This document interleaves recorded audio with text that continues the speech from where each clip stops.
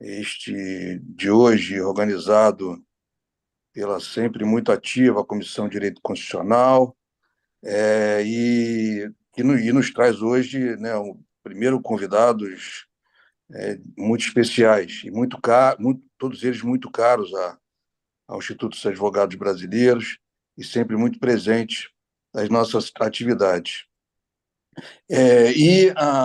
O tema que nos traz hoje, enfim, é de uma enorme gratidão, porque o título do nosso webinar é a demonstração do extremo carinho que o Instituto dos Advogados Brasileiros tem, né, em especial a Comissão de Direito Constitucional, pelo professor Enes Streck. Então, aqui hoje nós falaremos homenagens.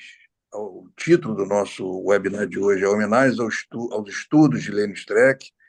Existe uma cultura ou um sistema de precedentes no Brasil?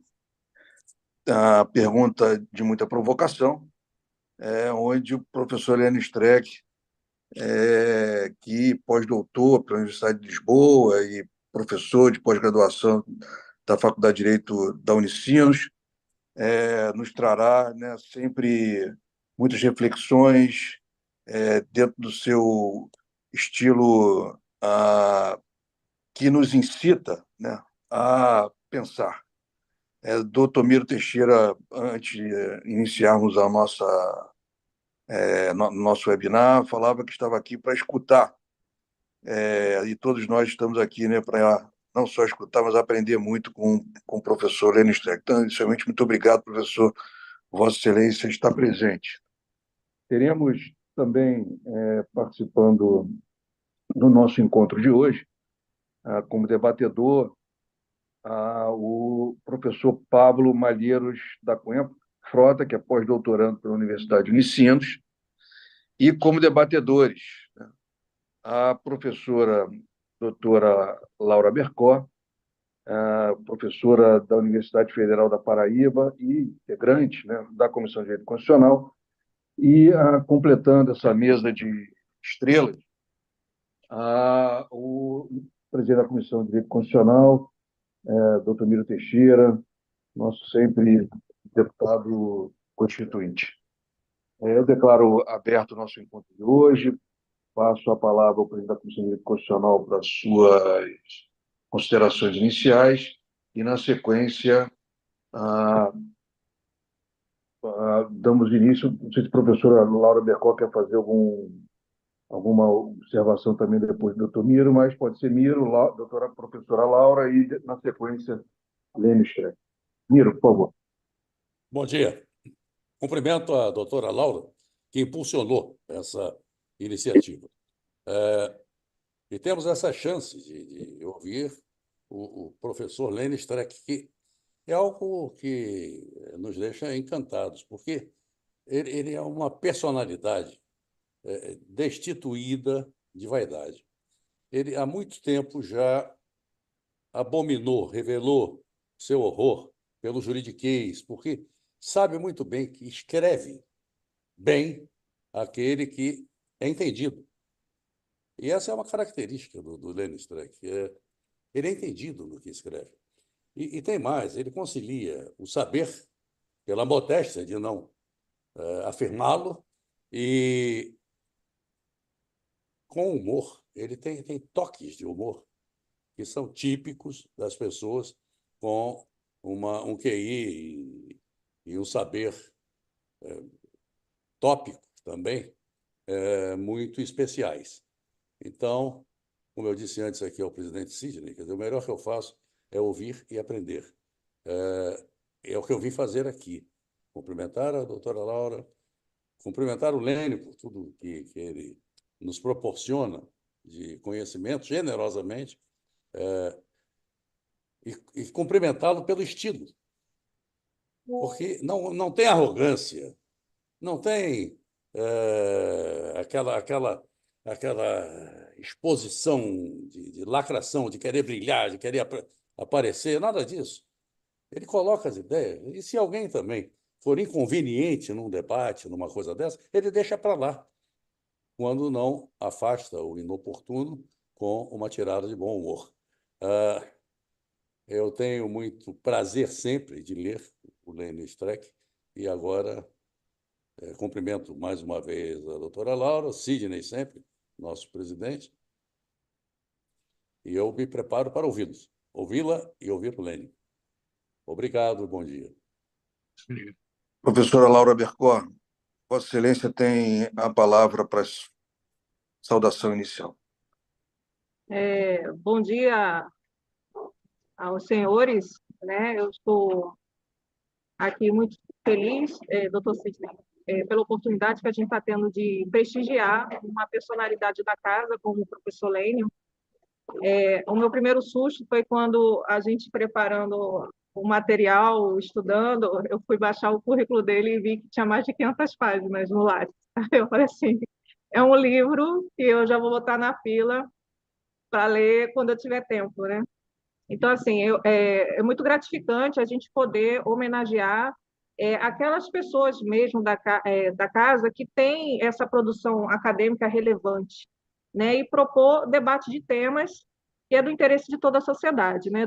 O professor Lênio, ele de pronto gostou da ideia, né? Aceitou, porque ele tem essa coisa bem interessante que o doutor Miro coloca, que é essa coisa de estar junto da gente, participando, debatendo, brincando na comissão. E doutor Pablo também, ele aceitou de pronto participar dessa manhã com a gente. E como o doutor Miro coloca, eu também estou aqui como aprendiz, né? Então, assim, eu tenho algumas questões ou outras que eu tenho refletido sobre essa questão dos precedentes, de uma cultura de precedentes no país.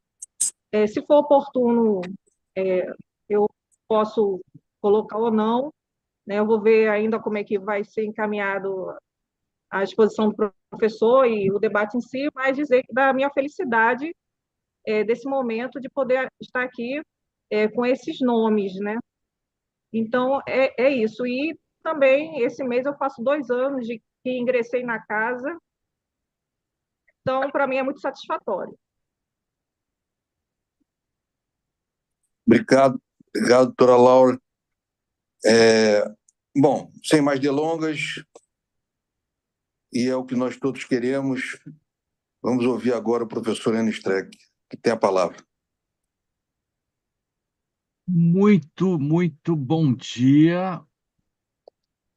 Muito bom dia. Estão todos ouvindo bem? Só, enfim, Todos, então, né? todos Ok. ouvindo bem, muito bem. Todos bom dia que estão em casa, que estão na rua, no ônibus ou em tudo que é lugar, no Congresso, no Judiciário, no IAB. Quero saudar a iniciativa da nossa Laura. Muito obrigado por essa homenagem.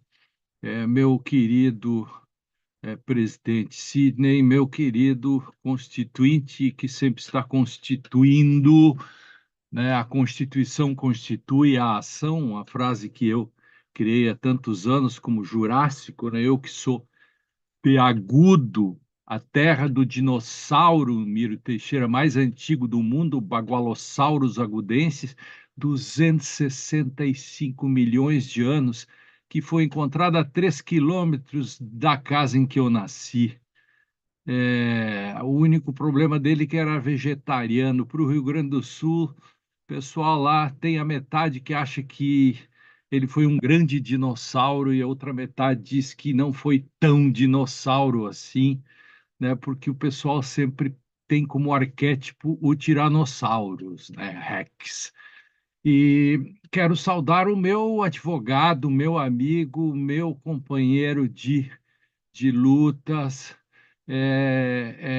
professor associado meu da Unicinos, o Pablo Malheiros, da Cunha Frota.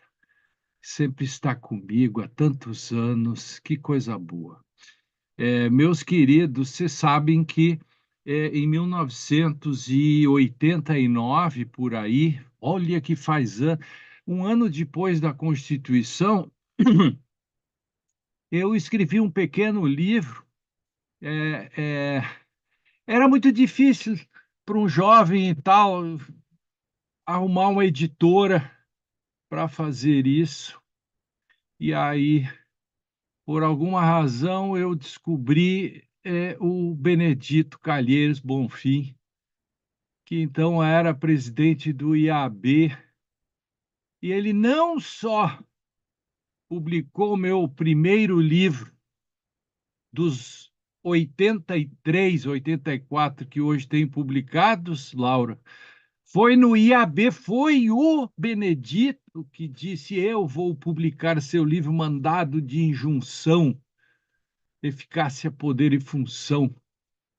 E não só isto, um ano depois, ou dois, convidou-me para entrar no IAB. É mole? Então, veja, a minha história com o IAB, ela vem de um ano após a Constituição. Que bom isso. Bom, eu tenho livros sobre precedentes judiciais e hermenêutica, que está agora indo a quinta edição, é da Ius Podium, que trata desse tema, e lancei esta semana o Ensino Jurídico em Crise, ensaio contra a simplificação dessas coisas aí que estão falando, no sentido de que pegando errado o conceito de simplificação, como se essas coisas de juridiqueza, etc., fossem as questões fulcrais. Eu explico tudo isso em 300 páginas e falo da crise do ensino e do próprio direito. Pois muito bem, honrado com tudo isso, passo para o tema. Vejam, vejam uma questão que apareceu essa semana. O ministro Barroso disse num congresso sobre precedentes. Eu não estive lá porque nunca sou convidado pelos tribunais para falar sobre esse tema, mas eu leio o que acontece lá aliás, na matéria sobre isso eu estou nominado pelo Conjur, porque sou o que mais escreve sobre isso. E diz o ministro-presidente da Suprema Corte do CNJ: vamos ter de abrir mão de alguns conceitos arraigados para aprender a trabalhar com o precedente. Até aqui estamos juntos. Não é uma escolha filosófica, não estamos juntos, é uma escolha filosófica, sim, nem ideológica, é sim também. É a única alternativa que existe para uma jurisdição de qualidade. Não gosto quando alguém diz que é quando há uma única alternativa para alguma coisa, né? Enfim, disse então o presidente do STF. E ele diz: a construção desse sistema de precedentes ainda é nascente no Brasil. Tá, bom. Aí o Conjur diz, né, que isto é alvo de críticas pelo colunista Lênio Streck, no sentido de que eles não podem nascer para vincular, mas se tornar vinculantes a partir da interpretação. O jornalista do Conjuro pegou bem a coisa, presidente Sidney. Então, o ministro Barroso disse que precedentes e inteligência artificial são as soluções para os problemas da segurança jurídica do Brasil. Ele não está preocupado em como se decide. Ele diz que a obediência aos precedentes teria que partir de uma renúncia ao livre convencimento. Aí já tem uma confusão, porque o livre convencimento nem deveria existir, e, aliás, o Código de Processo, por emenda minha, baniu a palavra livre, mas mesmo assim isso continuou. Eu concordo que não pode haver livre convencimento, mas esse não pode partir de uma renúncia voluntária em nome dos precedentes, mas ele tem que partir do direito fundamental que todos nós temos a respostas adequadas à Constituição e do dever de coerência e integridade, que está lá no 926, que ajudei a colocar lá no Código de Processo com a ajuda do deputado Paulo Teixeira, do Fred Didier e de outros juristas. Em sua fala, o ministro Barroso defendeu os precedentes pela vantagem na busca da segurança jurídica, isonomia e eficiência. Diz também que seu uso exige que os juízes reavaliem a importância do livre convencimento. Então, ele está ligando a ideia de que, é bem complexo, porque ele diz que, no que concordamos, que os juízes não devem usar o livre convencimento. Mas, por outro lado, ele está insinuando que, aí ele entra na tese dos precedentalistas brasileiros, Pablo Malheiros, vê se concorda. Quando ele diz isso, ele está dizendo que os juízes não devem interpretar. Ele confunde a interpretação, que é um processo histórico inexorável, que sempre interpretamos, aliás, nós estamos condenados a interpretar, com a ideia do livre convencimento, como se interpretar fosse inerente a ter livre convencimento. Na verdade, quando se interpreta, tem que se suspender os prejuízos, que são isso que se chama de livre convencimento. Então, esse é um ponto que eu quero enfrentar aqui para mostrar que a ideia dos precedentes que o presidente, não só ele, mas que a cúpula dos tribunais superiores tenta vender, é uma ideia de que precedentes eles são vinculantes porque são e não se tornam vinculantes pela sua interpretação. E a ideia deles é de que precedentes servem para resolver problemas do futuro, quando, na verdade, a tese que nós deveríamos defender é a tese de que precedentes, que judiciário cuida do passado, legislativo cuida do futuro. Engraçado que o judiciário se deu conta de que, pela inércia do legislativo, ele ingressa no terreno do legislativo, legisla, porque um precedente do modo como é feito no Brasil é uma regra geral para o futuro. E até hoje o parlamento não se deu conta disso, Miro Teixeira.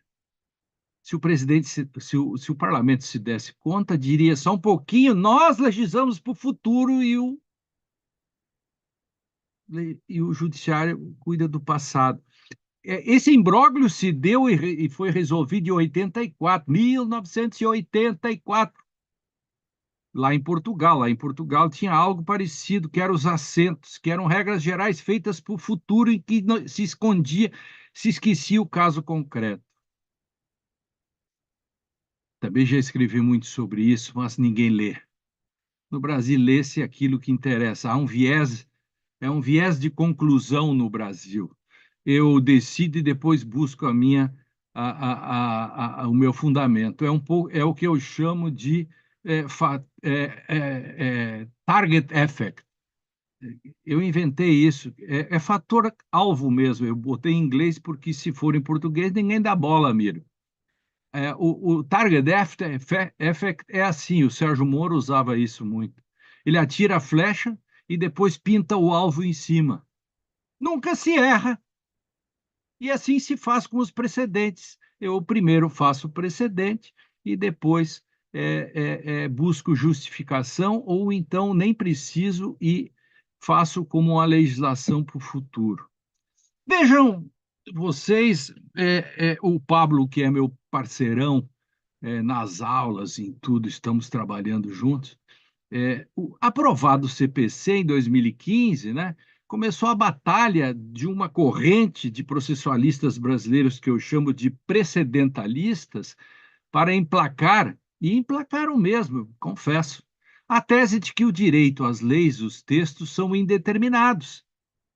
Isso nada mais é do que o realismo jurídico, copiado dos americanos, de algum modo, que é uma tese cética que surgiu principalmente após a Segunda Guerra, uma espécie de tese ceticista, de transferência de poder para o poder judiciário, pelo qual o direito posto pelo legislador é desprovido de sentido, cabendo às cortes de vértice, SIC, leia-se tribunais superiores, estabelecer o sentido final. O ponto é esse, é o que se chama de ceticismo. Ceticismo. Ou seja, o direito não vale nada, o direito é o que os tribunais dizem que é. Isso tem que ser dito e outra não estão inventando isso. A melhor doutrina do mundo diz isso. Aliás, os portugueses podem nos ensinar muito, porque os portugueses usaram toda essa discussão, e o mestre Caçanheira Neves foi o grande mestre de tudo isso, no julgamento do Acórdão 810. Sei de cor tudo isso, porque a minha tese de doutorado, Miro, Sidney, Laura e Pablo e o pessoal do Dasein e os meus alunos que estão assistindo, os amigos, em 1995 eu terminei a minha tese de doutorado, que eu comecei em 89, justamente quando eu publiquei esse livro aí, junto, porque foi o seminário de qualificação do meu doutorado sobre súmulas de vinculante, sobre mandado de injunção, mas a minha tese foi sobre poder, eficácia e função do poder, violência simbólica das súmulas. Eu denunciava tudo isso, e um dos pontos que eu trabalhei fortemente foi o Acórdão 810 do Tribunal Constitucional de Portugal. Eu adivinhava tudo isso. Eu fui fui, fui um pouco profético e fui um pouco, digamos assim, distópico. E, talvez torcendo contra as minhas próprias profecias. Enfim, é o que diz a tese precedentalista. No campo segundo a tese, nesse campo do direito há uma indeterminação dos textos jurídicos, eles chamam de equivocidade, e com isso se torna necessário o estabelecimento de uma espécie de intérprete fundamental final, que põe a ordem nesse estado de natureza textual. Dada a dita indeterminação, o significado último deve ser estabelecido pelos tribunais. Isso. E depois que os tribunais estabelecem, e isso está na fala do Barroso de ontem, explícita ou implicitamente, os demais devem obedecer. E esse era o grande problema de Portugal, Miro Teixeira.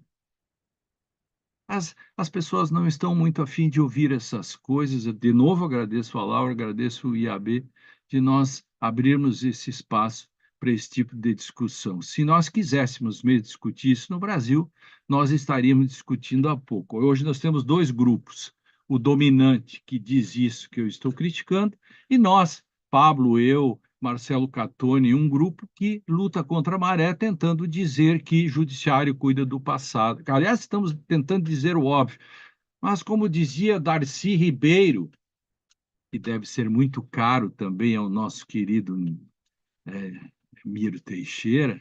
Miro, lembra da frase do nosso Darcy Ribeiro no seu Tratado de Obviedades, que dizia: Deus é tão treteiro, faz as coisas tão recônditas e sofisticadas que nós ainda precisamos dessa classe de gente, os cientistas, para desvelar as obviedades do óbvio.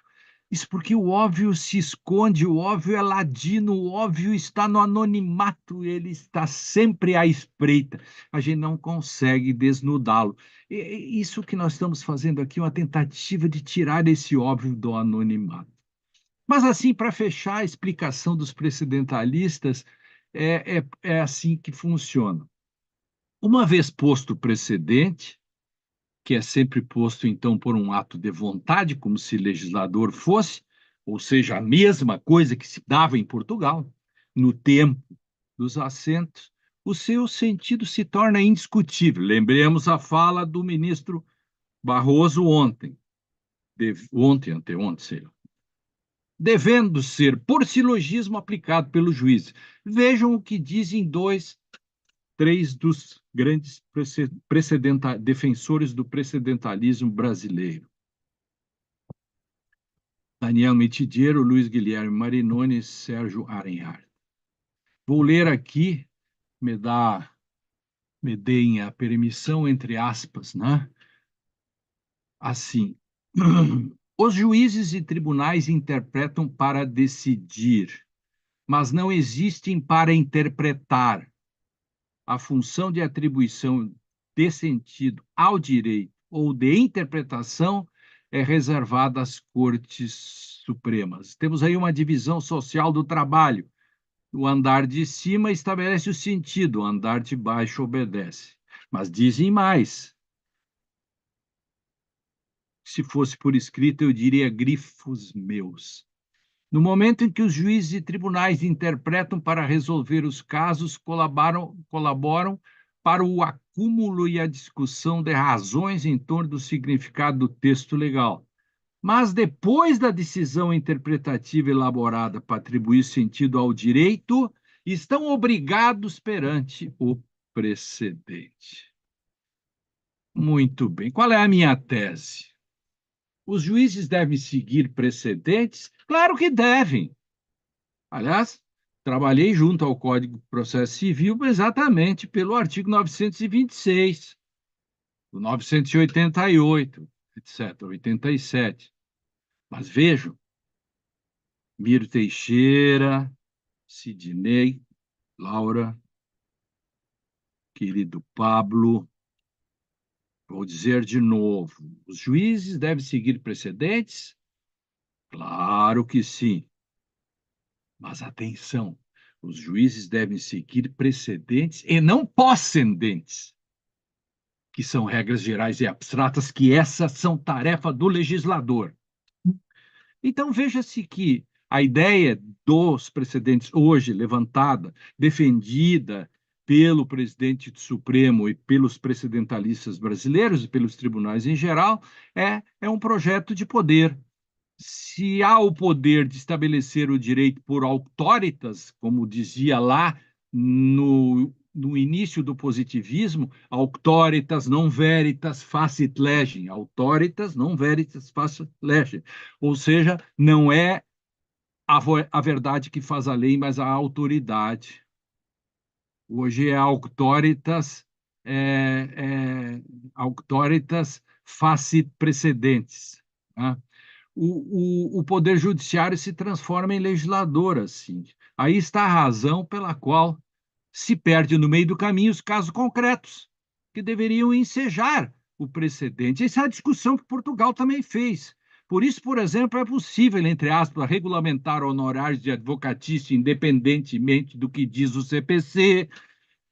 Até mesmo é possível descriminalizar a maconha sem a presença do caso concreto, regulamentar o aborto, ou dizer que, embora o artigo 22 diga que cabem embargos de qualquer decisão, esse recurso não é cabível de decisão que desacolhe recurso especial ou recurso extraordinário na origem, ou então até mesmo o CNJ dizer que dos seus julgamentos plenários não cabe nem embargos de declaração.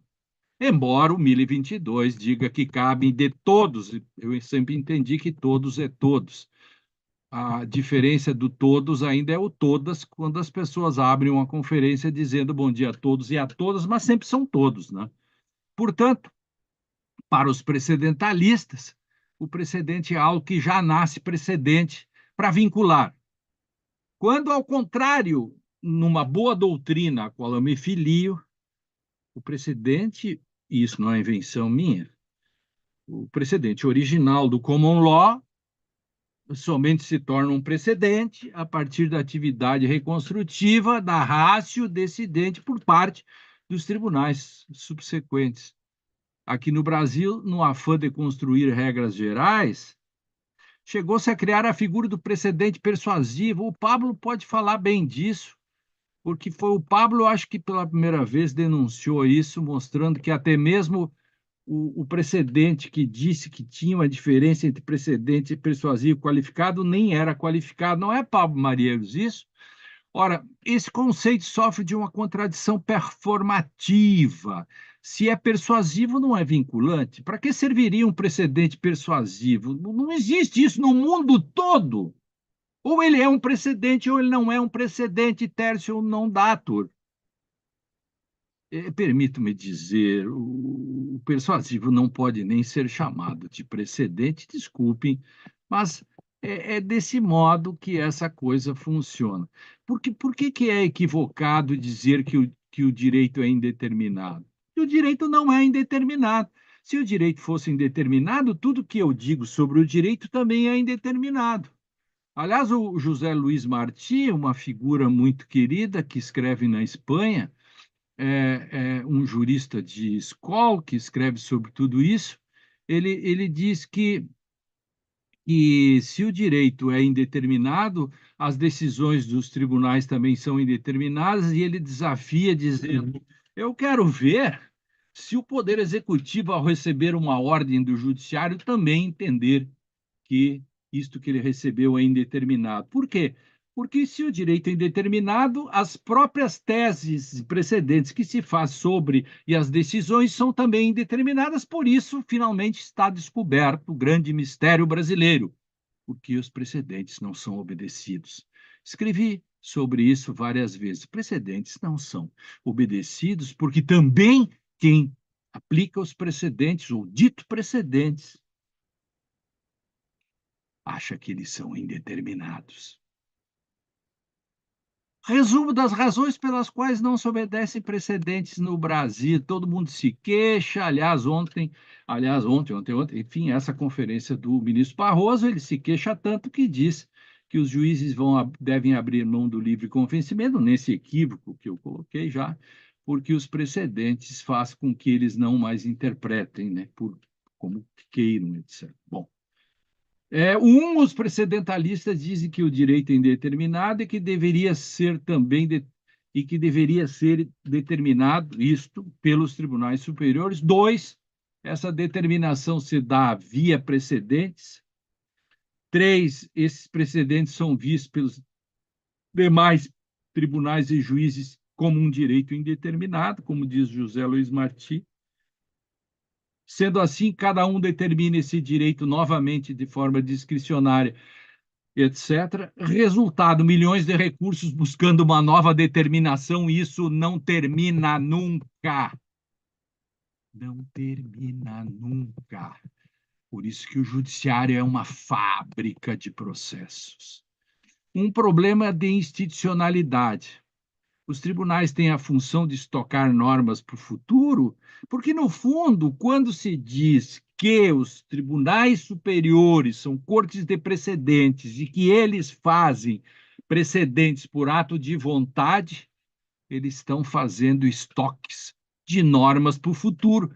Mas, pelo amor de Santo Ivo, Miro Teixeira, padroeiro dos causídicos, e pelo amor a Deus, a Palas Atenar, que deu o primeiro julgamento da história em favor de Orestes, nas Eumênidas,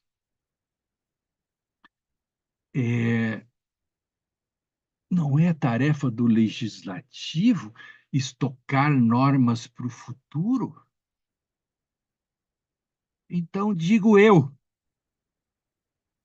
primeiro, é equivocado dizer que o direito é indeterminado, que está eivado de equivocidades. Segundo, a solução não está em entregar mais poder para quem já o possui, mas em travarmos um debate sério sobre a responsabilidade política de quem decide.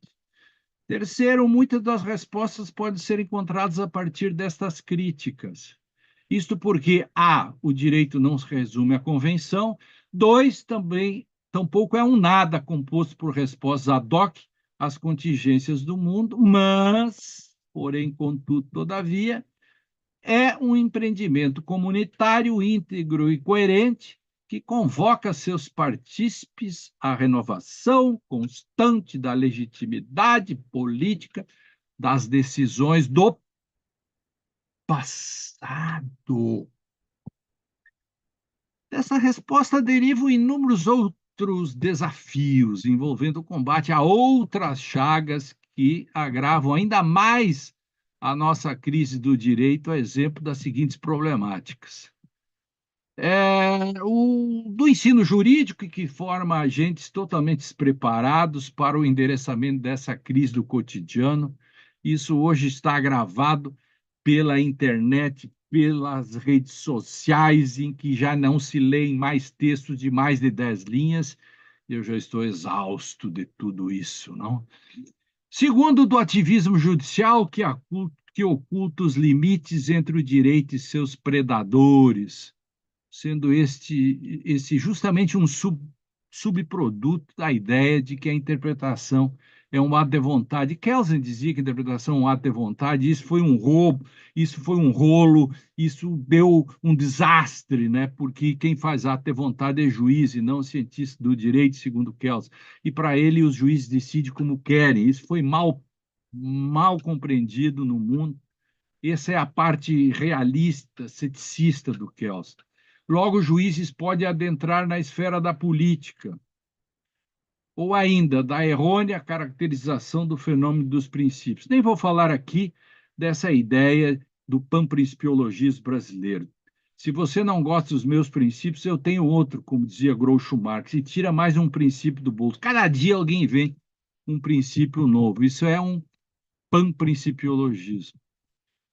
Quarto, da dogmática jurídica criterialista. Aliás, no meu livro novo, Miro Teixeira, Laura, Sidney e Pablo que estão escutando, tem um glossário enorme, de mais de 100 páginas, em que um dos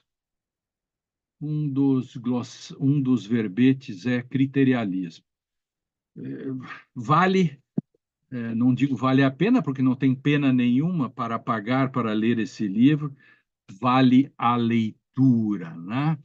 Então, eu denuncio isso há muito tempo. Como se lida com um precedente? Se lida com overruling, porque é um direito fundamental. Aliás, eu vou dizer aqui para vocês, a lei, o Pablo Marieiro é especialista no artigo 489, a lei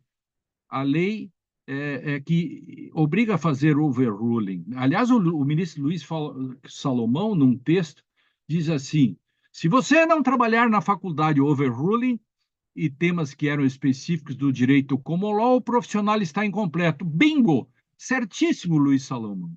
E uma publicação sob os auspícios da Infam, STJ e CNJ, há um artigo que alça o distinguishing ao patamar de direito fundamental. Bom, eu tenho falado isso há muito tempo. Agora, tudo isso não encaixa com a ideia de precedentes para o futuro, hoje defendido pelas cúpulas dos tribunais. Portanto, tudo indica que no imaginário jurídico o que pegou foi a relação precedentes brasileiros e common law. Não adianta dizer vamos fazer o precedentalismo à brasileira. Isso veio do common law. Você não apaga isso assim. Vejam, no dia 11/6/2024, recentemente, noticiou-se nos sites o seguinte manchete: precedentes no STF nas duas turmas do STJ, aplicado tráfico privilegiado, autos devem ser remetidos ao MP. Vejam-se como usam o termo precedentes. Na verdade, está correto. Qualquer decisão de tribunal pode ser precedente. Aliás, eu escrevi várias vezes sobre isso. Não são somente aqueles que são transformados em regras gerais em abstrato, porque já não são precedentes, mas são leis. Daí são leis.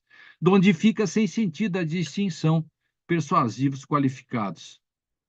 Bom sabermos como isso funciona. É precedente, mas pode não ser, segundo os tribunais. Não esqueçamos que o STJ diz que precedentes persuasivos não dão aso ao uso do 489. Aqui eu gosto muito do que o Pablo escreve sobre isso. O que vincula numa decisão? Vou dizer rapidamente algumas pessoas homenageando os que trabalham com essas coisas no Brasil hoje. O Pablo Marieiros, Juraci Mourão, Gilberto Morbach, Igor Ratz, Rafael Tomás de Oliveira, Jorge Zabud, Marcelo Catone e outros autores que eu cito nesse livro Precedentes, aqui, porque como ele tem mais de 10 linhas, não vende, e por aí afora eu faço todo esse debate. Não há um debate teórico hoje no Brasil sobre a força normativa de um precedente corretamente compreendido, isso não tem. Há apenas dois grupos que andam paralelamente. De um lado, os precedentalistas, que eu critiquei há pouco, e os tribunais superiores que compraram a tese deles, e os tribunais E os críticos? Os críticos é esse grupo que eu disse aqui. E vou dar mais uma dica aqui para fechar. Até no Common Law já se trabalha hoje com a ideia de que, pela supremacia do parlamento, Miro Teixeira, entre um precedente errado e a interpretação correta da lei, fica-se com a lei. Vou repetir. Hoje, nos países como a Inglaterra, por exemplo, entre um precedente errado e a interpretação correta da lei, fica-se com a lei. No país do stare decisis, do common law, estou escrevendo sobre isso, em breve sai um texto para explicar isso melhor. O Brasil é mesmo um país sem precedentes, né? Por isso eu trago um pequeno exemplo de o que é ratio decidente e o que vincula em um precedente. É bem singelo e engraçado, mas que é do século XVIII, pessoal, e que ainda é aplicado hoje. Precedentes no Brasil acham que tem que ser o mesmo caso, trabalha-se pouco com a holding ou até porque são regras gerais, se esquece o caso concreto, se esquece o caso concreto, não tem como fazer nem distinction, nem overruling. No século XVIII, uma prostituta encomendou um vagonete de um artesão e não pagou pelo seu serviço. O artesão entrou na justiça cobrando os valores que não haviam sido pagos. O caso chegou à House of Lords, que hoje já mudou de feição, né? Que rejeitou a ação sob o fundamento de que o artesão tinha consciência de que o pagamento seria realizado com recurso de origem ilícita, portanto, não era exigível. Pois no século XX, uma empresa fornecedora de aço ingressou com uma demanda de cobrança em face de uma empresa que estava envolvida em contrabando de armas. A House of Lords se valeu do precedente do caso da prostituta e do vagonete para solucionar o caso aplicando esse precedente, aplicando o precedente lá do século XVIII. A empresa não podia se valer do Estado para cobrar valores que sabia ser de origem ilícita. Isso mostra o que é um precedente. Vamos falar de precedentes? Ou vamos nos dar conta de que estamos no civil law? Vamos lá. E aí, então, claro, vamos dar-nos conta de que é a lei que vincula e o precedente é apenas, como em outros países de civil law, a interpretação de um caso que será aplicada posteriormente, de forma coerente e íntegra a casos similares.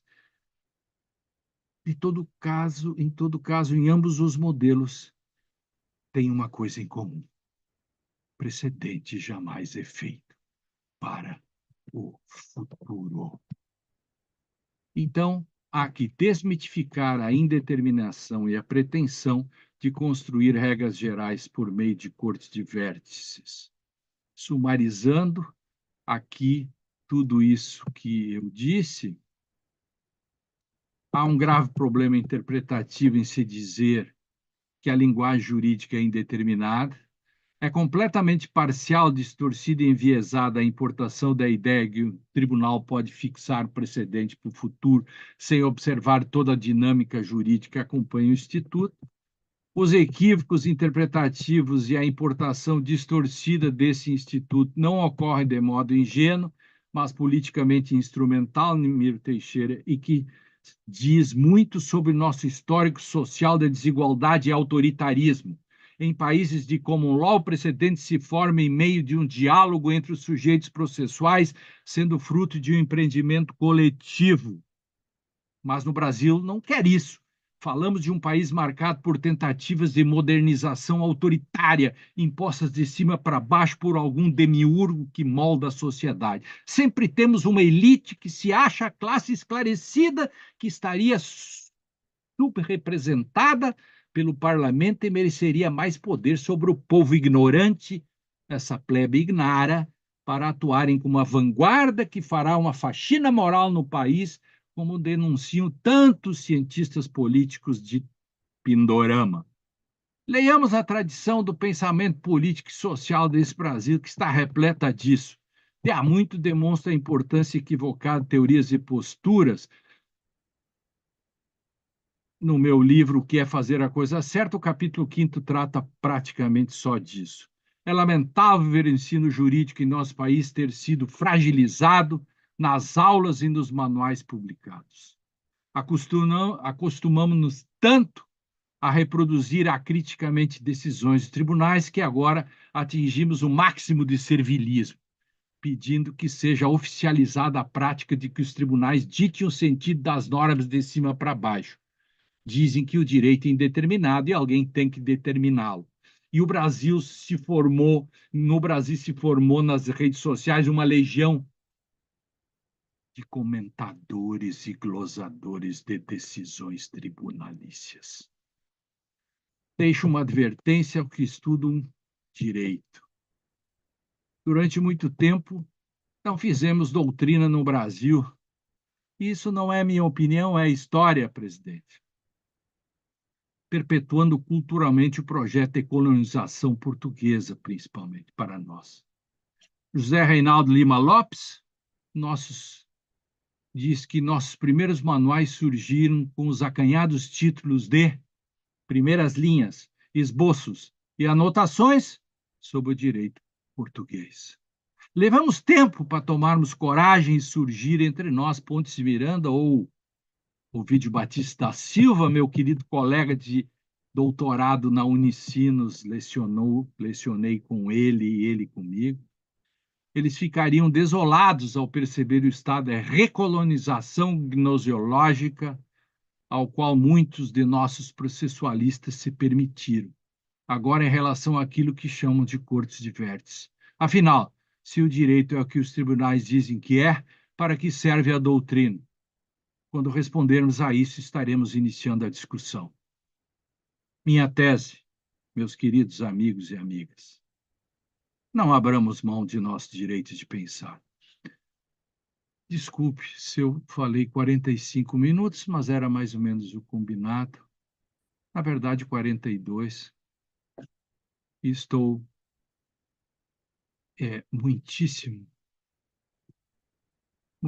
feliz de estar aqui com vocês. Vocês não sabem como me faz bem isso, de poder socializar, de poder discutir isso com vocês.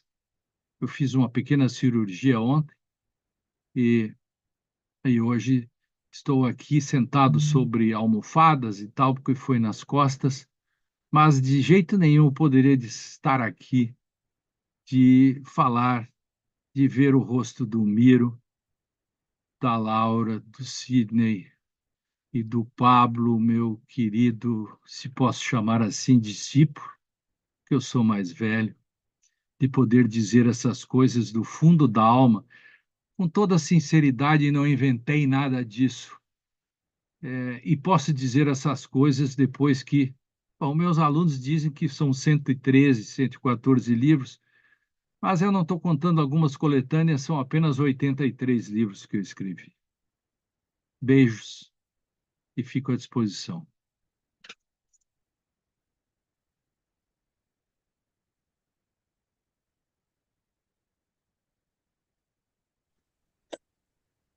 É, professor Lênio, foi tempo.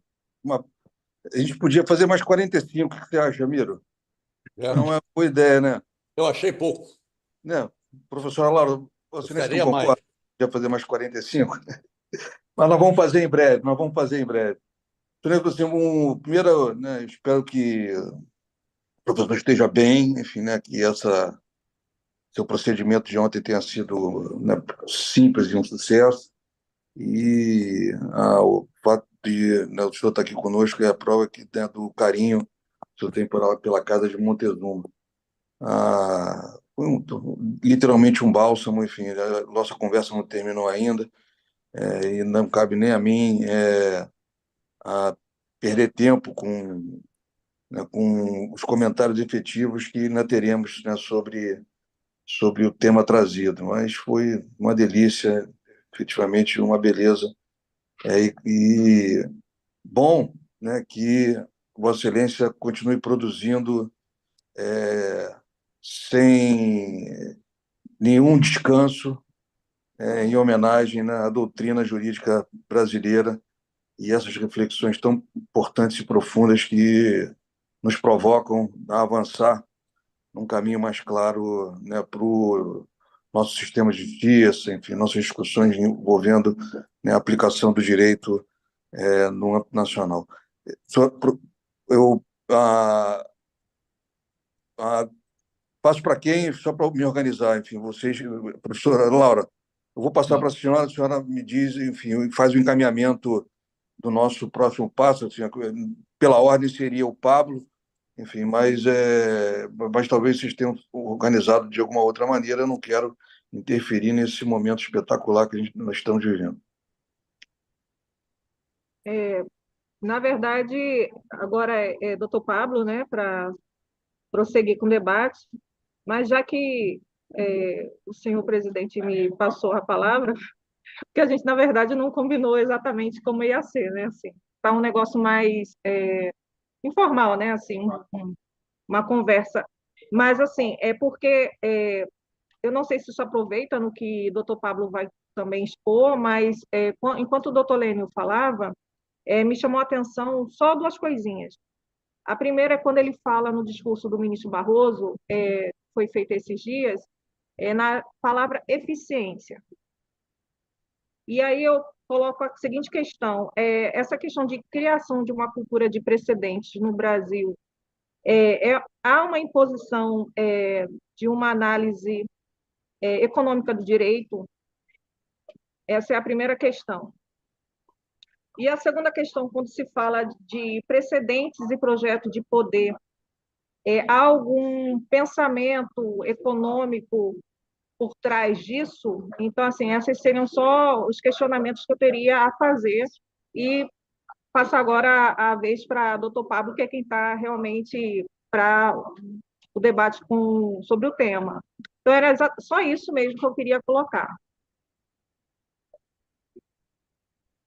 Bom, então, bom dia, presidente Sidney, nosso eterno constituinte Miro Teixeira, Laura, pessoal que está nos ouvindo, e ao meu maestro Lênio Streck. Miro, não sou bobo, né? Fui fazer pós-doc com ele, né? Mesmo morando em Brasília. Então, deve ser por algum motivo, né?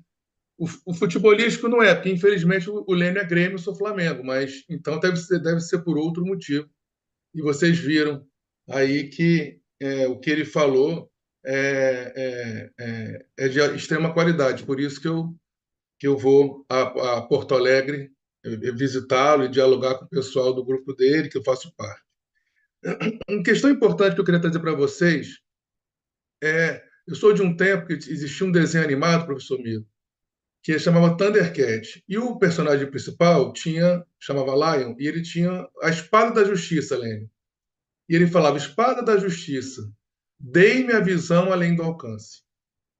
E é isso que o Lênio consegue trazer com os seus escritos, mostrar o dito que não está dito. E isso é muito importante, porque quando alguém fala algo ou escreve algo, eu preciso saber o que está por trás desse texto ou dessa fala.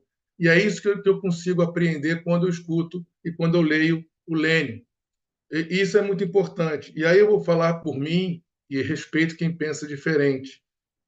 Para mim, a crítica hermenêutica do direito, Lênio, já falei isso para você, mas quero falar publicamente, até porque nós fazemos parte do IAB. Eu tive a honra, Miro, de escrever vários pareceres juntos com o Lênio, que viraram livros do IAB. Nossos pareceres estavam lá nesses livros coletivos. E, para mim, é a teoria do direito mais consistente do direito ocidental. Como eu não conheço o direito oriental, eu não posso falar do direito oriental. Por que ela é a teoria mais consistente? Porque ela se preocupa verdadeiramente em o que eu decido e como eu decido. Ela permite que você diga se uma decisão está correta ou incorreta diante do direito brasileiro. Posso aplicar para outras áreas, para outros países. Então, se eu tiver um direito inglês, a partir do direito inglês eu consigo aplicar a crítica hermenêutica do direito, Sidney, e dizer se aquela decisão perante o direito inglês é adequada ou não. E aí, o que eu queria trabalhar com vocês é o que está por trás dessa concepção de precedente do ministro Barroso, do Mitidiero. Está por trás dois paradigmas. um paradigma filosófico, que é a questão da subjetividade, filosofia voluntarista, decido conforme a minha consciência, decido conforme a minha vontade, e o paradigma no direito processual, que infelizmente nós fomos forjados nesse paradigma, que é a escola instrumentalista do processo. Ou seja, o processo civil seria o que, Emiro? Um instrumento do direito material. E essa escola também trabalha a linguagem como um instrumento entre sujeito e objeto. Quando, com a revolução da linguagem, a partir das perspectivas do século XX, nós temos uma outra, com Heidegger, por exemplo, na filosofia, Gadamer, nós temos, com Wittgenstein, o segundo Wittgenstein, nós temos uma outra perspectiva, linguagem em condição de possibilidade. E o processo também, o processo, Sidney, quando você ajuiza uma demanda, você postula algo para que o processo seja a condição de possibilidade, por isso o devido processo legal para a defesa do contraditório, para que você atinja o direito que você postula. Se você não tiver direito àquele direito, você terá o seu pedido julgado improcedente, parcialmente ou totalmente. E o que isso leva? Leva a nós ouvirmos o seguinte, Miro: o juiz é o destinatário da prova, mas o juiz não é o dono do processo. O destinatário da prova, Laura, quem é? O processo. Por isso que o paradigma que o Lênio trabalha é o paradigma da intersubjetividade ou interracionalidade. O que o Miro traz como autor, ele vai ser rebatido pela Laura como ré. A partir das provas produzidas, o juiz, que é gestor do processo e não dono do processo, por isso que as provas são para o processo e não para o juiz, ele vai, de acordo com o direito daquele país, no caso brasileiro, decidir qual é a resposta adequada para aquele caso. E isso faz toda a diferença, porque quem trabalha o processo numa perspectiva não instrumentalista, como é o caso do Lênio, no caso do Catone e de outros, Gilberto, nós trabalhamos numa perspectiva de que só existe uma verdade, que é a verdade processual. Teve um caso, Miro, que uma juíza eleitoral condenou um candidato que estava fazendo compra de voto, mas não tinha essa prova nos autos. Só que o que ela falou, Sidney? Eu era juíza na comarca, eu vi ele fazendo compra de voto, mas isso não estava dentro do processo. Então ela virou juíza testemunha e condenou o candidato à compra de voto. Então, o que nós temos por detrás dessa ideia de precedente do ministro Barroso e da maioria do direito brasileiro? Essa perspectiva de que o processo é instrumento. Então, se ele é instrumento, eu manuseio da forma que eu acho mais adequada. Por isso que isso se vincula à ideia voluntarista. O direito é aquilo que eu quero que ele seja, já que eu tenho poder. E isso deságua aonde, Laura? Nessa ideia de precedente, que precedente só existe quando é o Tribunal Superior, no caso Supremo, TST, TSE, STJ, né? Superior Tribunal Militar, decide. Aí eu pergunto, Lênio, o que o nosso querido presidente Sidney Santos faz aqui no IAB? Para que existe o IAB? Para que existe, Laura, esse conjunto de livros que estão atrás do Lênio? Qual é o papel da literatura jurídica? Não servimos para nada. Miro, para que os tribunais de justiça e tribunais regionais federais, se o que importa é a decisão do Supremo e do STJ, eles fazem o quê, então? Ficam só aguardando os tribunais superiores decidirem para que eles possam aplicar de forma automática, silogística, o que o Tribunal Superior decidiu? E tem um outro problema nessa perspectiva, quando falam assim, a última palavra é do Supremo. Não. Talvez a última decisão seja do Supremo, mas ainda cabe demanda rescisória, se tiver preenchido as hipóteses, né, Lênio? Mas como é que é a última palavra é do Supremo, se o Supremo, quando decidiu pela união afetiva, pela possibilidade de união afetiva, não falou uma linha sobre casamento, Sidney, e 6 meses depois o STJ, com base na ratio decidendi, Lênio, do Supremo, disse é possível o casamento. Eu não vou entrar aqui no mérito se está certo ou está errado, eu vou dizer o seguinte, o STJ extraiu uma ratio decidendi do julgamento do Supremo e elasteceu o seu sentido, admitindo a união homoafetiva para também o casamento. E isso o que tem que ser debatido é, quando eu vou inserir direitos fundamentais, eu preciso de lei para isso? Quando eu vou retirar direitos fundamentais, eu preciso de lei para isso? Esse é um debate. Agora, veja que o Supremo não dá a última palavra. Por quê? Porque justamente textos são interpretáveis, e textos são interpretáveis de acordo com o momento em que vivemos. Miro, lei da interceptação telefônica, foi feita em 96, certo? Lá falava de smartphone? Não, por quê? Porque não existia smartphone. Então, se o judiciário, Sidney, quiser grampear legalmente o telefone de um suspeito, ele não pode grampear o smartphone, porque o smartphone não existia e não está expresso na lei de interceptação telefônica. Quando o regimento interno do Supremo fala, né, Helênio, que os ataques ao prédio do Supremo serão alvo de defesa pelo próprio Supremo. Então, quer dizer que se eu fizer um ataque cibernético ao e-mail de um ministro do Supremo, ele não tem defesa, ele não pode se defender, porque o computador e o e-mail não são prédios do Supremo? Então, veja, eu não preciso mudar o texto para interpretá-lo adequadamente. Agora, qual é o ponto? O ponto que mais me incomoda é que essa tese presidencialista traz por detrás dela o quê? Uma completa desnecessidade do IAB, uma completa desnecessidade da literatura jurídica, uma completa desnecessidade da lei, porque se eles podem fazer qualquer coisa com o texto, eles que dizem o que é a lei, e uma completa desnecessidade de nós termos esse debate aqui, porque só o que importa é sabermos o que o Supremo do STJ decide. E aí a inteligência artificial vai acabar com o emprego de um monte de gente, porque todo mundo só reproduz, ninguém pensa nada. Para que eu vou precisar de gente? Eu vou precisar de robô fazendo uma análise quantitativa de processo. E quando vai fazer uma análise qualitativa, e o Lênin fala isso muito bem, quando você fala algo, né, Laura, você tem dois momentos. Um momento apofântico, que é o texto, por exemplo, Miro Teixeira comprou o imóvel em Ipanema de boa-fé. Eu vou discutir o que é comprar, o que é imóvel, o que é boa-fé. E eu tenho a perspectiva hermenêutica, que é justamente você atribuir sentido a essas palavras. Se Miro, o Tribunal Superior que atribui sentido a essas palavras, de que serve a literatura jurídica? De ornamento. Quando eles quiserem achar legal o texto do Sidney, ele vai citar o Sidney, mas não como fundamento decisório, Sidney, e sim como ornamento. No caso da União Estável, o ministro Lewandowski citou o professor Paulo Lobo. E no parágrafo seguinte, ao dizer que ele estava citando Paulo Lobo, estava desdizendo o que o Paulo Lobo disse com base no Paulo Lobo. No caso da multiparentalidade no Supremo, os ministros citavam o ministro Fachin, na frente do ministro Fachin, Lênio, desdizendo o que o ministro Fachin disse no texto dele, sendo que ele não desdisse o que ele disse.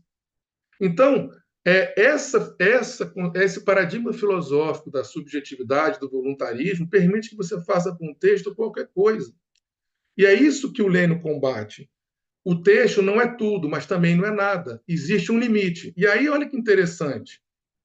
O artigo 489 do CPC fala que o magistrado, a magistrada, tem que analisar todos os fundamentos que infirmam as razões de decidir dela.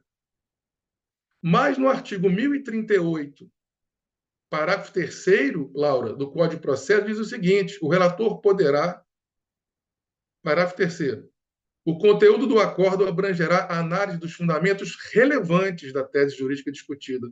Quem atribui a relevância? Ora, Miro, se o Sidney traz 10 fundamentos para a petição dele, qual é a função do tribunal e do juiz? Decidir sobre os 10, pode negar os 10. Se achar que o Sidney está violando a boa-fé processual, ele pode, inclusive, ser sancionado negativamente por isso. Agora, quem decide não tem o direito de falar: eu acho que só o fundamento quinto que o Sidney trouxe é apto a julgamento, o resto deixa para lá. Então, veja o que nós estamos construindo. Nós estamos construindo, como diz o Lênin, próteses para fantasmas. o direito que está sendo construído com esse paradigma voluntarista não para em pé. E o direito deixa de ser direito, ele perde autonomia. Por quê? Porque ele vai ser uma mequetrefe teoria do poder. Quando eu estiver no poder, Miro, tudo bem, mas quando eu não estiver? Então, a genialidade da teoria que o Lênin constrói é que ele consegue, e aí, modéstia às favas, como diz o ministro Gilmar Mendes, né, Lênin? Eu procurei, dentro do direito privado, aplicar a crítica hermenêutica do direito. E, professor Sidney, eu tenho 100% de aproveitamento. Eu consigo responder qualquer problema do direito privado, no caso, sendo bem específico, com a CHD. Você pode não concordar com a minha resposta, vamos debater. Você, se fosse um juiz, você faria um recurso. Mas ninguém vai poder dizer, Laura, que a minha resposta ao problema colocado é uma resposta voluntarista, subjetivista, que eu tirei, sei lá, da onde a esse entendimento, porque eu tenho que trabalhar o direito à sua melhor luz. Então, quando eu falo, Miro Teixeira comprou um imóvel em Ipanema de boa-fé, eu tenho que dizer o que é boa-fé e atribuir sentido à boa-fé da forma que mais adequada ao direito brasileiro e justificar isso, dizer por que eu estou aplicando daquela maneira. Então, a Laura, se não concordar, o Cirilo, se não concordar, ele tem capacidade de dialogar comigo e falar: olha, eu não concordo porque a boa-fé não tem sentido no Brasil. O que nós fizemos aqui hoje?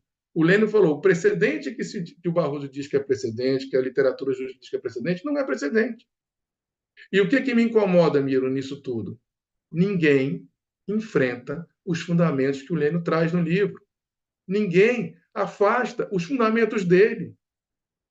Então, como é que eu posso ter um debate democrático no direito se eu não consigo enfrentar os fundamentos que o Lênin traz e digo o oposto do que ele diz?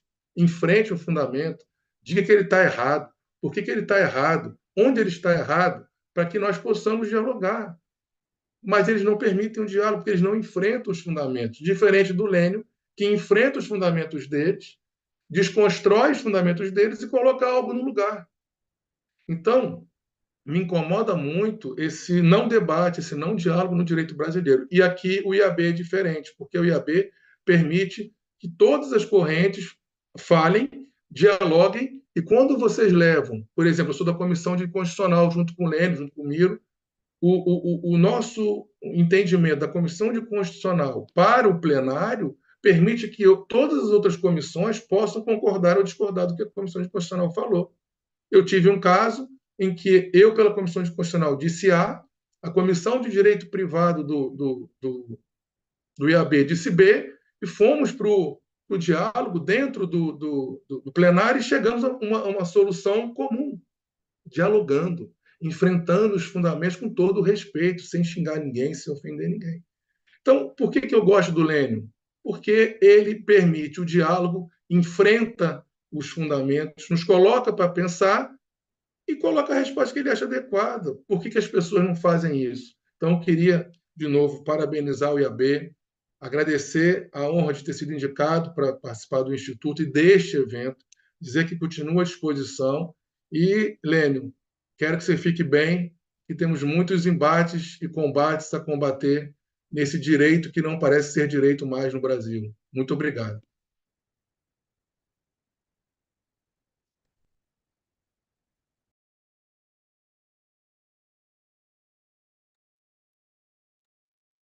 Obrigado, professor Pablo.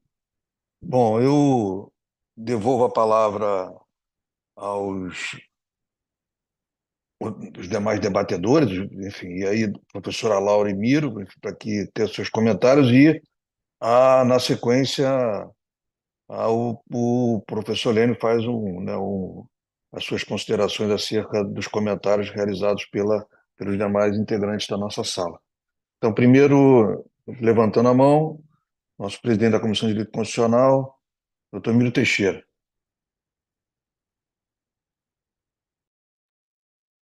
Realmente vimos que foi da maior utilidade essa iniciativa da doutora Laura, do Instituto, porque foram duas manifestações, primeiro a do Lênin, depois a do Pablo,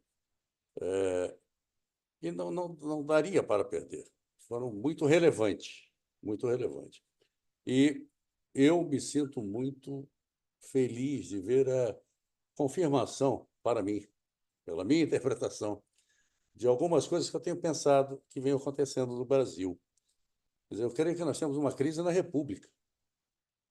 A República está em crise. Você tem uma usurpação aí de um poder pelo outro. A todo instante, você tem o judiciário usurpando o poder do legislativo, o executivo tentando usurpar poderes do judiciário e do legislativo, enfim. Inventaram uma maneira no legislativo de, pela via da emenda constitucional, se contornar inconstitucionalidade, o que é absolutamente desalentador. Desalentador. Nós não podemos continuar sendo o país do jeitinho.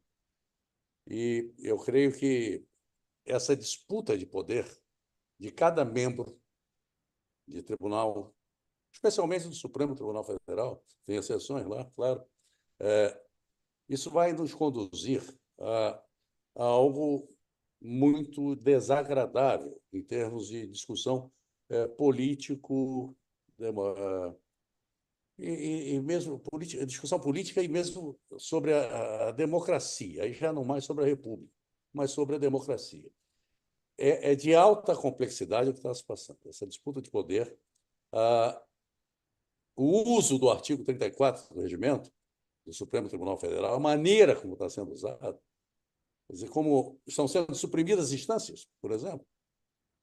Será que poderíamos discutir, então, a existência, mesmo que momentânea, de tribunal de exceção? Ou seria um exagero? Porque está suprimindo instâncias. Está fazendo desaparecer o juiz da causa, o juiz natural da causa. E quando você olha que a Constituição remete aí, o Pablo Malheiros fez menção aí à necessidade de se olhar a questão processual de maneira rígida. E ali realmente está a garantia do direito cidadão, dos cidadãos. Mas olha só, o artigo 96 da Constituição compete privativamente aos tribunais eleger seus órgãos diretivos e elaborar seus regimentos internos, e aí eu volto ao artigo 46, com observância das normas de processo e das garantias processuais das partes. As normas de processo e as garantias processuais. Mas o regimento pode, então, ser aplicado de maneira tal que acabe suprimindo instâncias? Ou será que seria necessária uma modulação na linguagem usada para se estabelecer que não se pode suprimir instâncias com a aplicação do regimento? E nós estamos na beira, no exagero, claro, mas na beira de ter um tribunal de exceção. Estamos na beira disso, e isso retira absolutamente a segurança jurídica. Eu creio que é grave o que está se passando, é muito grave.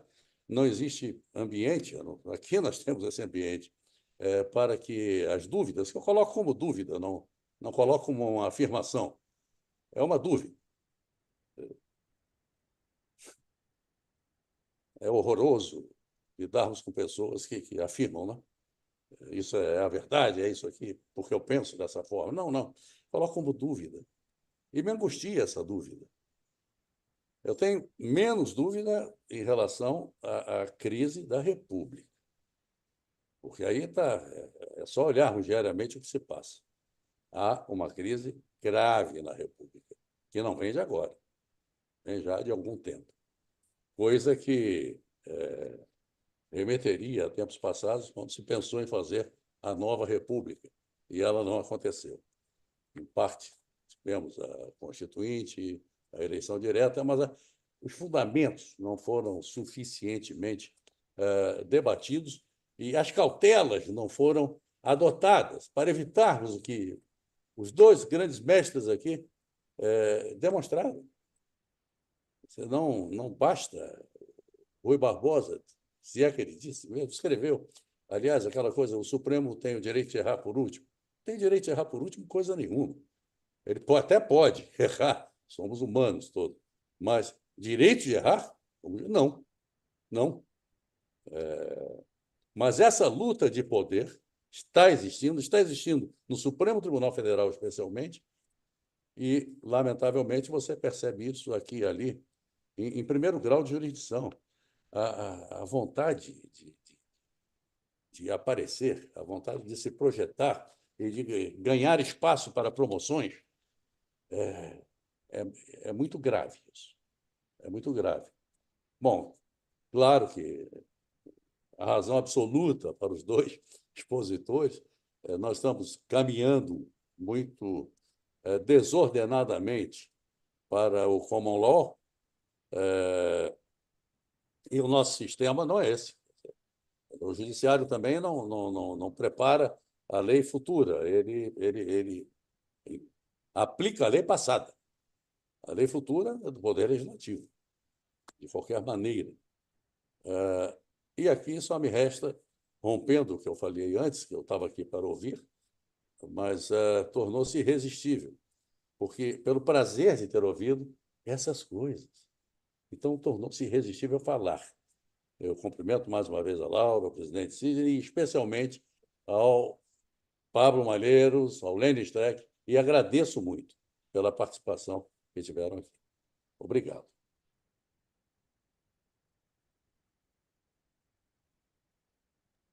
Obrigado, Nilo. Obrigado, Miro. Doutora Laura, passo a palavra a Vossa Excelência, e, na sequência, professor Lênin, para as suas considerações finais. Isso. Doutora Laura, acho que, para mim, a Congelou. imagem travou, né?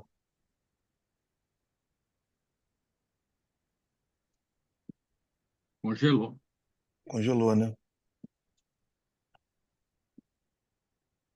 E foi colocado... Alô, estão me ouvindo? Tinha Voltou, congelado. estava congelado, voltou agora. Estamos ouvindo Não, é agora porque só. eu estou no sindicato e aqui é muita gente. Aí eu tive que mudar de lugar para poder falar. Aproveitando a fala de doutor Miro, com relação a essa questão da supressão de instâncias, né? E, salvo engano, não sei se foi o doutor Pablo que comentou, né? Pelo que eu entendi, é uma ausência de diálogo, né? Existe uma ausência de diálogo. E também me preocupa muito essa questão da falta de... Não digo liberdade, eu vou ter que interromper, porque aqui está realmente muito barulho. Um momento.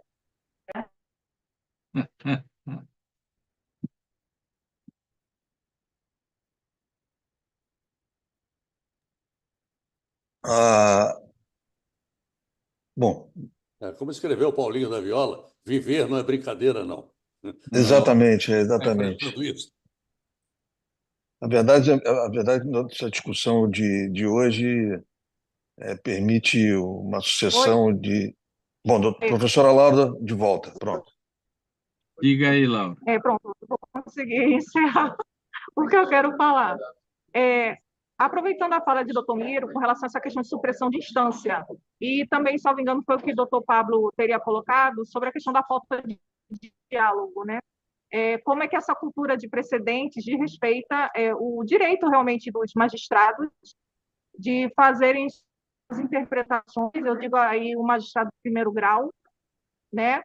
E como é que os tribunais eles se comportam de forma autoritária, os tribunais superiores, suprimindo essa oportunidade que os magistrados de primeira instância têm de firmar seu entendimento, fazer a interpretação devida, com base, inclusive, no que diz o texto legal.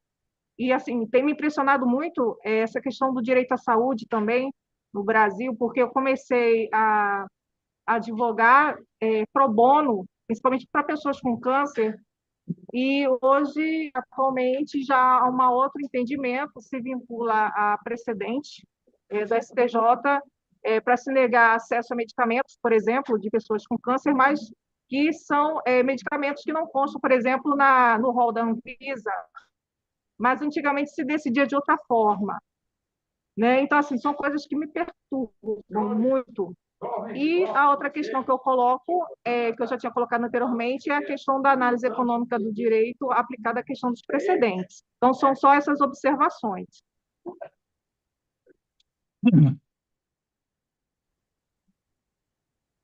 Professor Lênio, Opa, com a então. palavra, né, para o seu, nas suas considerações depois, né, de todas as, não só das Perfeito. provocações que foram realizadas, Uhum.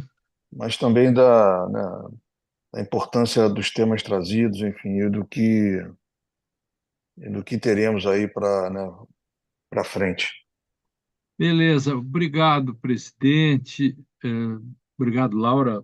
Obrigado, Miro e o Pablo. Você pegou bem a questão. É, Começando pelo fim, Laura, veja, ninguém tem liberdade de interpretação, nem os juízes, nem os tribunais. Isso é uma lenda urbana. Aliás, veja que o direito é um conjunto de ficções e mitos. A Grécia Antiga, primeiro explicavam pelo mito. O Urano como seus próprios filhos, o Cronos, Kairos é um bom aproveitamento do tempo, Cronos, né, é o tempo que, que vai. E aí veio o Logos, está na Bíblia também, João capítulo 1, versículo 1, né? No princípio era o verbo, porque João passou pela Grécia e captou isso, e quando a Bíblia entrou lá, o comentário do João, no princípio era o verbo. O Logos suplanta o mito. E no Brasil, no direito brasileiro, o mito explica o Logos. O conceito de verdade no direito virou verdade real, o mito. Hermenêutica, etc., virou livre convencimento, um mito. Princípio virou valores e, portanto, panprincipiologismo supera qualquer regra, mito. Então, mitologicamente, nós estamos. Um dos mitos é que os juízes têm liberdade para interpretar, eu decido conforme a minha consciência. Isso é um equívoco, ninguém tem. O Pablo disse, quer dizer, nem cá nem lá, existe sempre o caminho do meio, quer dizer, o Shakespeare já dizia isso na peça Medida por Medida, nem o Ângelo I, que condena o sujeito à morte, nem o Ângelo II, que quer transar com a mulher, com a irmã do réu. A lei é a mesma, na primeira ele manda para a prisão, para a segunda ele quer transar com a irmã do réu. Então, o Supremo não tem direito a errar por último. De fato, eu uso no meu dicionário Senso em Comum, que é um livro, poxa, um livro em que eu crio neologismos e tem 111, Miro, 111 verbetes. Um deles é o fator Julia Roberts, conhece? Conto aqui. Que é para mostrar isso que o Pablo, vocês estão dizendo, sobre o direito, o Supremo não tem o direito de errar por último. E o fator Julia Roberts mostra isso. No filme Dossiê Pelicano, a Julia Roberts é aluna do professor lá em Harvard e é namorada dele também. E o professor começa a explicar no quadro case law, common law. Ele está dizendo lá, no caso tal, a Suprema Corte, por 6-3, decidiu que tal é o precedente. No caso tal, ele vem descendo. Aí ele chega no caso Warwick versus Brown. Brown versus Warnick, que é o caso no estado da Geórgia, em que o tal de Warnick foi a um bar comprou uma bebida, não colocou no saco plástico, saiu com a bebida na rua, foi multado, não pagou a multa e a municipalidade manda-lhe prender, porque a lei na Geórgia é assim. A polícia vai na casa do nosso preclaro Warnick e encontra ele fazendo sexo com o seu namorado ou o seu parceiro. Ocorre que na Geórgia, em 1987, faz pouco tempo, a sodomia dava uma pena de 1 a 20 anos. E ele foi preso não só por não pagar a dívida, mas por sodomia. E essa questão foi levada, porque ele foi condenado, foi levada à Suprema Corte. A Suprema Corte, por 5 a 4, decidiu que não era inconstitucional e não feria a privacidade, etc., há uma lei que dissesse que a lei que considerava a sodomia de 1 a 20 anos. Era até 20 anos. Eis o precedente. A Julia Roberts levanta a mão e disse assim: a Suprema Corte errou. Esse é o fator Julia Roberts. Esse é o papel da doutrina. Dizer que a Suprema Corte erra, ela não tem o direito de errar por último. E ela tanto que errou, Miro Teixeira, que 8 anos depois, um caso parecido vindo de outro estado da Federação Americana, do Estado americano, por novamente, só que agora virado 5 a 4, diz que é inconstitucional criminalizar a sodomia. É mole o que eu estou dizendo? Então, vamos lá. Eu chamo a isso, num verbete do meu dicionário de hermenêutica, com muita honra, não estou encontrando agora aqui para mostrar, meu dicionário de hermenêutica, não tem aí, Pablo, para mostrar, não? Não. Só Tá tem o aqui. digital, Lênio. Não, não, por favor, aqui.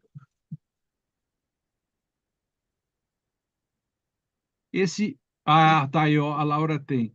O verbete que eu mais gosto é o do constrangimento epistemológico. O que nós estamos fazendo aqui hoje é constrangimento epistemológico. O que nós fizemos na ADC 44, que fui eu, o principal, enfim, signatário, junto com André Caran Trindade e outros, constrangimento epistemológico. O que nós fizemos na questão da Lava Jato foi constranger, foi fazer constrangimento epistemológico. De onde veio isso? O Bernd Ritters, que é um autor, um jurista alemão que morreu há pouco tempo, mais premiado da Alemanha nos últimos tempos, escreveu um livro chamado Uma Interpretação Ilimitada, não limitada, ou, na minha leitura, uma interpretação não constrangida, na minha tradução. E ele mostra que o nazismo se instaurou na Alemanha por falta de vigilância e constrangimento da doutrina em relação aos juízes e promotores. Te diz algo disso, Miro Teixeira? O que você acha? Então, ele mostrou assim, este foi um grande erro, porque o judiciário e o Ministério Público correram sozinhos, e a doutrina quedou-se silente e ficou nas redes sociais, estou brincando com redes sociais, fazendo glosas das decisões e dizendo, como eu ganhei hoje um processo com base no precedente tal e etc. É o que faz hoje nas redes sociais. Todo mundo é feliz. Redes sociais é o lugar da felicidade. Ninguém perde processo. Todo mundo tem tatuagens bonitas. Todo mundo sorri. Os dentes são perfeitos, etc. Né? Esse é o mundo das redes sociais. É um mundo de ficções. E ele disse, então, o livro que ele escreveu é um livro de 700 páginas, São um livro de mais de 800 páginas sobre esse assunto, papel da doutrina. Aí disso tudo eu tirei o constrangimento epistemológico, isto é, o modo que se tem de influir nas decisões, mostrando como Julia Roberts, na metáfora ou na alegoria, dizendo que a Suprema Corte erra, ok? Então, sim, sim, Laura, há muito de análise econômica do direito nisso. Há um projeto de poder fortíssimo nisso, porque se você desloca para o judiciário o poder de dizer por último o que é a lei, embora o judiciário diga por último que é a lei institucionalmente, ele não pode dizê-la do zero, como se não existissem casos concretos. Pelo amor de Deus, é isso que se coloca. O que está se fazendo hoje é precedentes sem casos concretos, apenas com a opinião do judiciário de como deve ser a lei. O judiciário não diz como deve ser a lei, isto é legislar para o futuro. O Dworkin fez toda a sua doutrina contra a discricionariedade, porque ao ser discricionário se cria novo direito, ao ser criando novo direito, você deixa de ser dentro da divisão de poderes, dentro da democracia,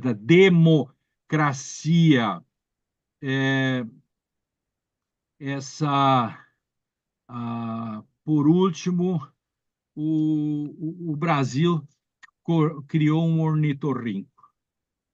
Ele não é nem common law em termos de precedentes e nem civil law. Ele fez o pior. Ele pegou o nome de precedentes, só que esqueceu que precedentes no common law não são feitos para o futuro. Aqui ele pegou a ideia e criou um ornitorrinco. Não se sabe se é um pato, não se sabe se é um marreco. Aqui sabe que é um ornitorrinco. Quando os bichos todos tinham sido feitos por Deus, sobrou um monte de pedaços. E Deus já estava no sexto dia, prontinho para descansar. Sextou, sextou, gritavam alguns. Outros diziam sabadou, sabadou, porque depende, não se sabe quem é o sétimo dia direito. Já estava ali a cervejinha esperando por Deus. E ele ainda, no último ato, disse, vamos juntar tudo isso. Surgiu o ornitorrinco. Pobre do ornitorrinco, anda por aí só porque ele foi o último. E era sexta-feira ou era sábado. Enfim, isso dá uma crônica, o dia que nasceu o ornitorrinco, mas, no fundo, os nossos sistemas de precedentes hoje, entre aspas, é um ornitorrinco. Digo isso com todo o respeito, tenho escrito tudo isso. Nada do que eu disse aqui eu não tenha escrito ainda, apenas disse de modo diferente. Nós não nos banhamos na água duas vezes, na mesma água duas vezes por dia. Cada vez que eu digo uma coisa que eu já disse, estou dizendo uma coisa nossa, uma coisa nova, porque palavras e intenções e significantes, significados se misturam e sempre sai algo novo. Era isso, eu agradeço profundamente de novo a oportunidade e, por favor, quiserem outra discussão sobre isso, faço a parte 2, a volta ou a missão. Ótimo.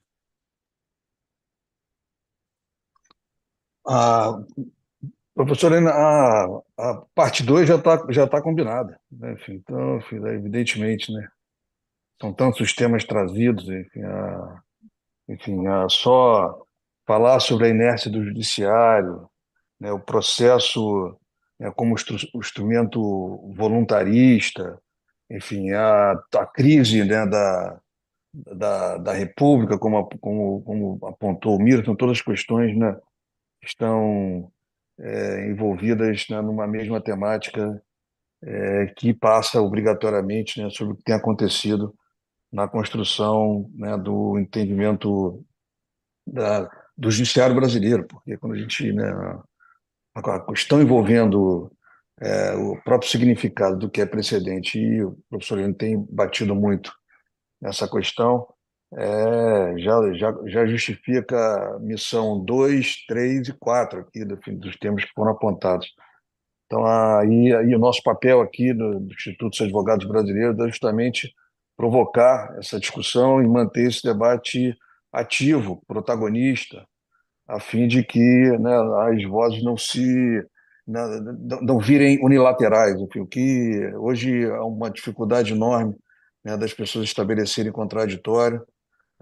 Bom o Pablo ter comentado, enfim, que nós temos um espaço na nossa plenária que permite que a pluralidade esteja presente, e esse é o papel da instituição, enfim, discutir, trazer os contrapontos, as provocações e, sobretudo, manter ativa a reflexão mais intensa, né, e profunda possível, né? Aqui nós somos uma academia, aqui nós estudamos o direito, aqui nós estudamos o Brasil, e aqui nós temos a nossa história, né, de oferecer para o Estado, para a construção do Estado brasileiro, uma enorme contribuição.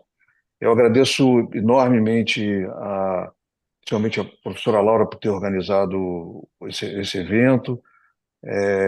Foi muito importante, foi uma manhã espetacular, e o nosso conteúdo fica disponível, que significa dizer que isso é conteúdo a ter a possibilidade das pessoas acessarem e refletirem sobre o que nós discutimos aqui.